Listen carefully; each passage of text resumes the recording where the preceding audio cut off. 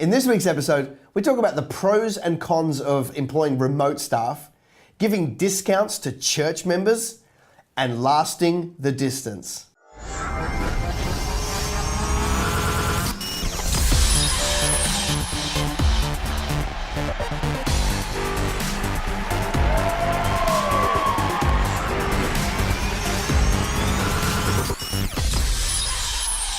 Hi and welcome to episode 47 of Business Greenhouse TV. You know, I wanted to do something different right at the start of this week's show. I just wanted to say thank you. You know, I know you guys live in a busy world and, you know, like everyone's got 400 voicemails and 700 emails and, you know, there's so many demands on your life, but you take the time to watch this show, whether it's once in a blue moon or every single week, you know, it means the world to me that you would even give it your time. So I just wanted to say thank you. Really appreciate it when you watch it, tag, share, do all those things that you've been doing to help us grow this tribe and grow this community. So just a very, very heartfelt thank you.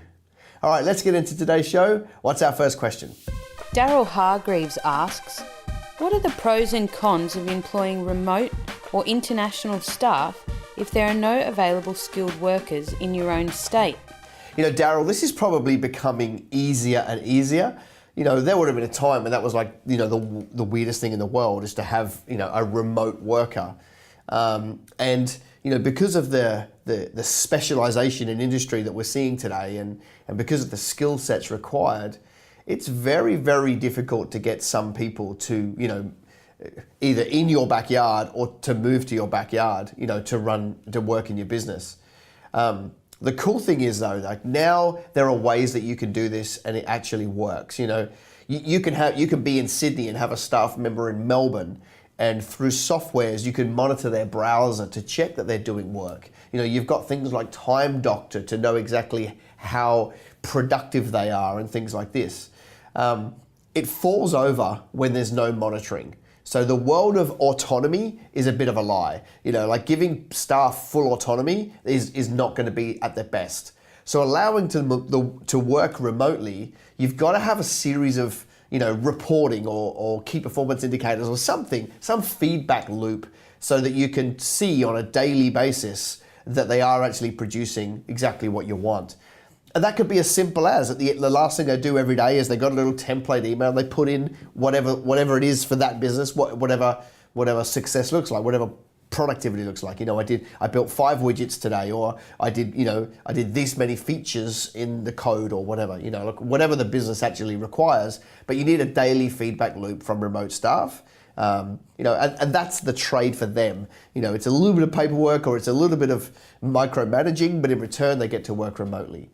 You know, one of the investments that I'm in at the moment is a tech startup, and like anything in tech, like it's really hard in Australia to get very, very gifted developers. And this is a particular language inside Ruby. For those of the tech people who would know what I mean, Ruby on Rails.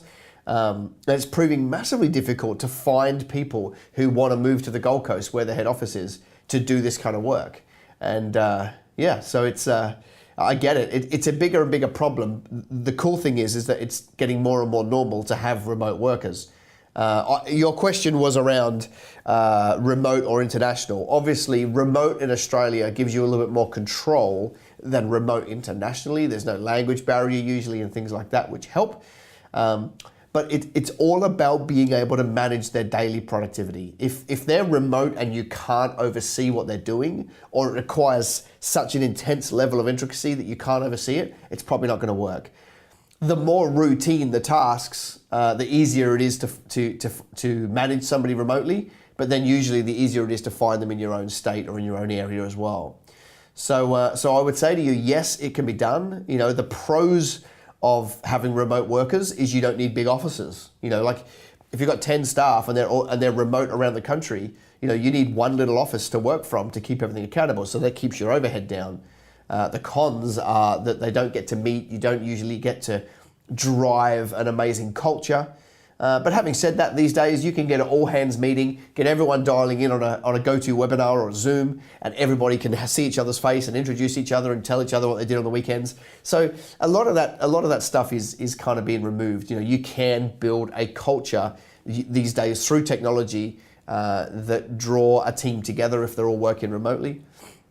I would say it's not as good as everybody working in one space where, they can sit around the lunchroom and have a chat, but it's really, really close now given technology. So I would say that it's totally fine. I would say more and more industries are going that way, because it allows you to be agile, allows you to be fast, because you don't have to pay removalists to get these guys to come down, or, you can literally just find somebody remotely, get them started and get them running straight away. So it allows you to scale quite quickly. So I would say generally, it's obviously ideal if you can get them, to work with you, but that's getting harder and harder, and it's totally okay to get remote as long as you're watching their daily productivity. Michael Demchenko asks, Wes, should we as Christian business people give discounts to fellow church members or family relatives? Would love your opinion. Michael, it's a bit of a hot topic, because part of me is like, yes, part of me is like, no, a bit torn on the answer. I would say family, yes. Like, I don't think charging family is a smart idea. It's like their family. I understand that if there's a product cost, if it's advice, give it to them. If there's a product cost, then you might have to charge them the product cost. I guess it depends a little bit where you are on the journey. If you're a startup, you can't afford to be giving away a product for free. So, they should probably do it. The flip side, I think, from a family's perspective, why would they want it all for free? It's like that, don't they value it? So, I don't know. For me, I would just not do business with family and friends anyway, just because I wouldn't want that weirdness. But it can really work. But should we give discounts to, the people in the church and things like that? Again, I think if you're a startup, I don't think you've got that luxury. If you've been around a long time and you've got retained profits and you've got big buffers in the bank, you can make that decision. I would say be led by the Spirit is probably the best answer. I think the answer should be no, but then if you feel led by the Spirit, then it can be a yes, to give people big discounts. My concern is that when I shop with somebody in the church for a product or a service, I never, ever, ever expect a discount. And quite often won't accept one even if it's offered. That's not the rule, but I just want to validate them and value what they're doing.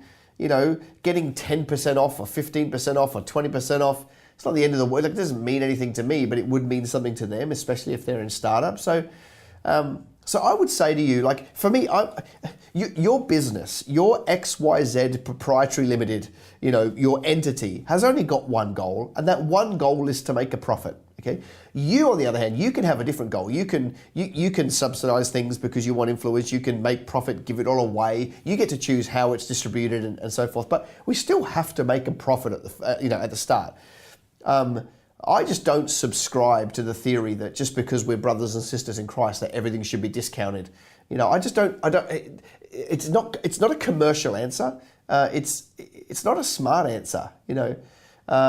So I guess I would say to you, my baseline would be no.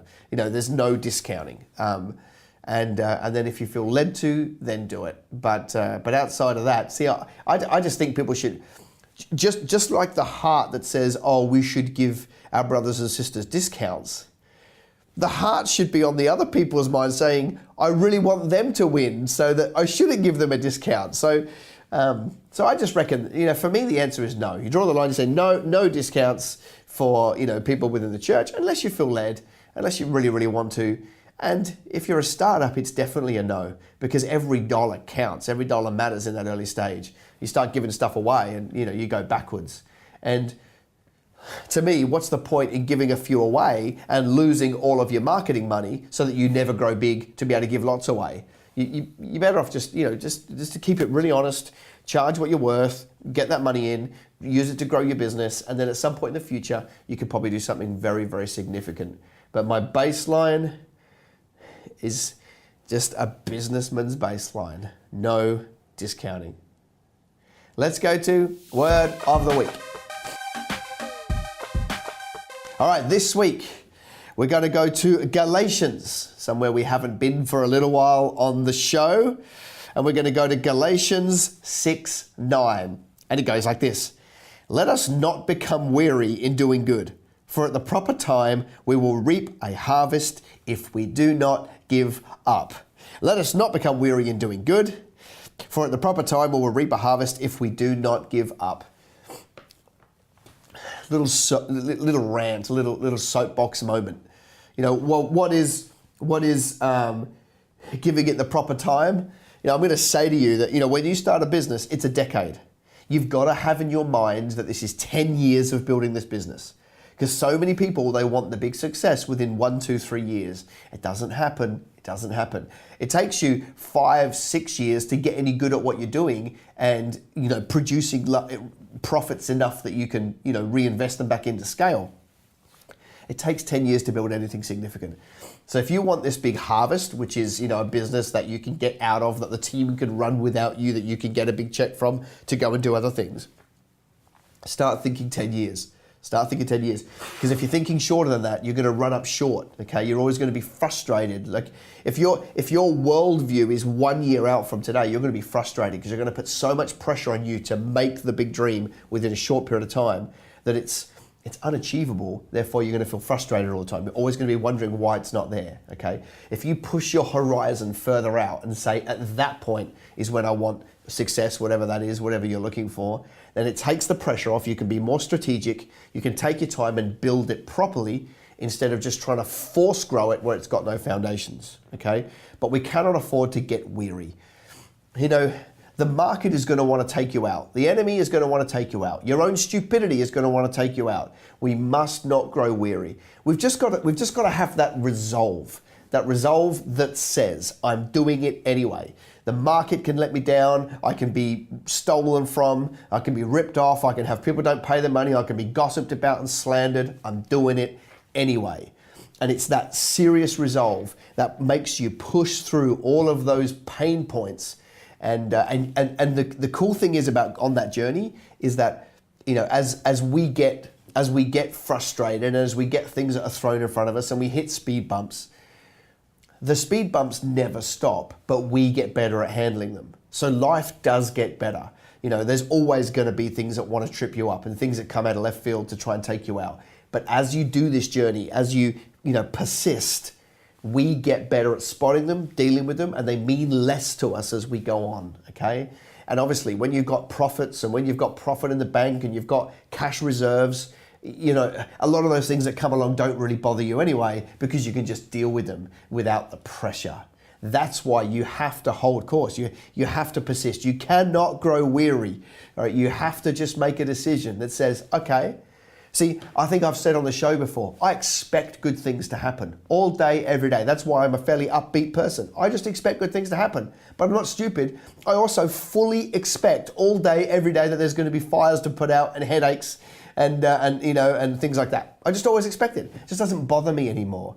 You know, big ones come along, they kind of throw you off, and you've got to deal with those. But, you know, it just gets easier. It gets easier because you decide that I will not grow weary, okay? And just as much as I think bad things are going to happen, I just expect good things to happen more often, and they do, right? So all I would say to you is, you know, if you want that harvest, that business that you see in your mind's eye, take a 10-year view and do not grow weary of the fact that you have to fight and claw your way to get there. It's just how it is.